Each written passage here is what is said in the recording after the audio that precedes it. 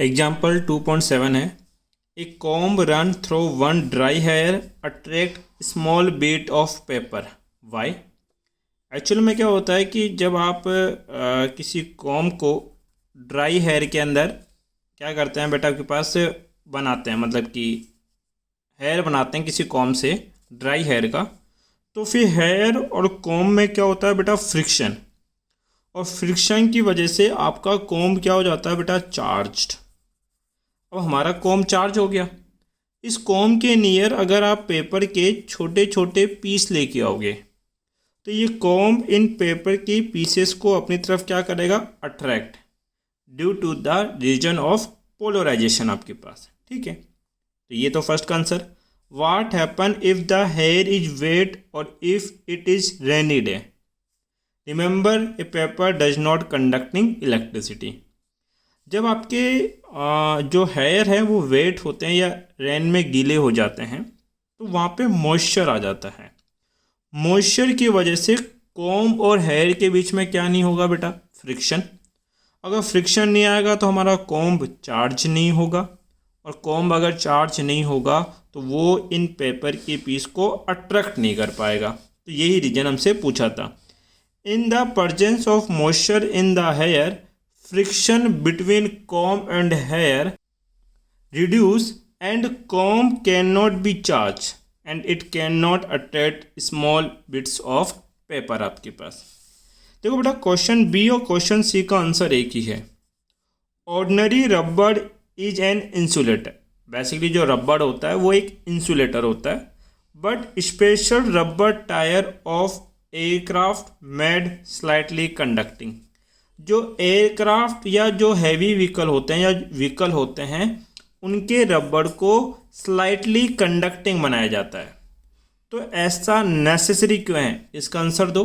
या फिर vehicle carrying इनफ्लेबल material, ऐसे व्हीकल जो ज्वलनशील मटेरियल को कैरी कर रहे हैं, usually have metallic rope touching the ground during the motion.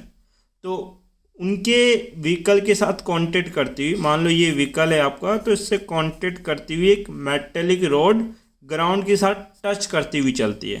तो इसका भी आंसर देना है आपको। देखो बेटा, एक्चुअल में क्या है कि जब एयरक्राफ्ट का व्हील, मतलब एरोप्लेन का व्हील रनवे पे रन करेगा तो इसका मूवमेंट बहुत फास्ट होता है, स्पीड बहुत हाई होती है। तो फिर हमारी जो रोड है रनवे की और जो ये व्हील है इसके बीच में क्या होगा, फ्रिक्शन। और फ्रिक्शन की वजह से ये व्हील जो है बेटा चार्ज होना शुरू कर देगा। अगर ये व्हील कंटिन्यू चार्ज होता जाएगा तो ड्यू टू हैवी चार्ज यहाँ स्पार्किंग हो सकती है। और अगर स्पार्किंग होना शुरू हो लगेगी तो एयरक्राफ्ट के अंदर या जो व्हीकल इनफ्लेबल मटेरियल लेके जा रहा है उसके अंदर फायर हो सकता है, आग लग सकती है। तो इसी चीज़ को रिमूव करने के लिए जो एयरक्राफ्ट के जो व्हील होते हैं उनको स्लाइटली कंडक्टिंग बनाया जाता है।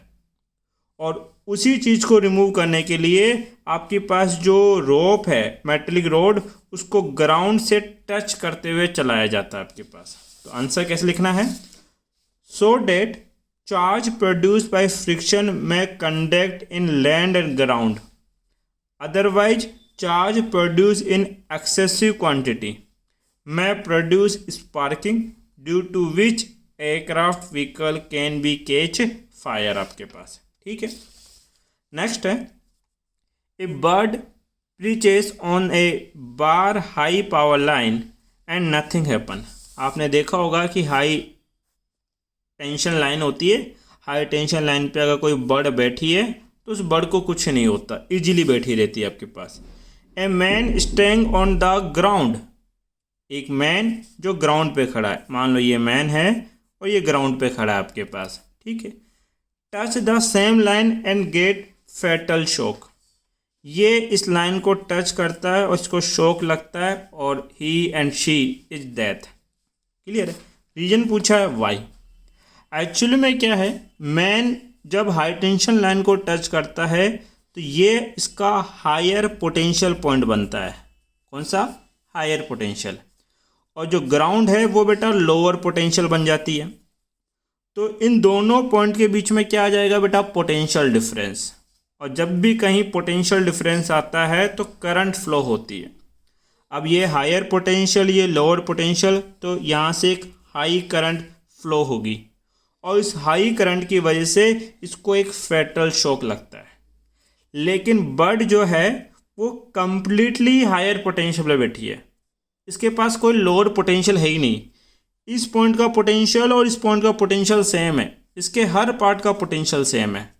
जब पोटेंशियल सेम है तो पोटेंशियल डिफरेंस कितना होगा, जीरो। मान लो ये भी 500 वोल्ट है, ये भी 500 वोल्ट है, तो ये डिफरेंस कितना बेटा, जीरो। जब पोटेंशियल डिफरेंस जीरो होता है तो करंट भी जीरो होगा, कोई करंट फ्लो नहीं होगा। अगर करंट नहीं है तो इसको कोई फैटल शॉक भी नहीं लगने वाला है। आंसर किस तरह से लिखना है बेटा आपको, when a man standing on the ground touch the line wire current flow through his body due to potential difference. Potential difference की वजह से इस मैन की बॉडी से करंट फ्लो होती है बिटवीन वायर एंड अर्थ, अर्थ और वायर के बीच में, and he got fatal shock. But bird के साथ ऐसा नहीं होता, इसलिए उसको फैटल शॉक नहीं लगता बेटा।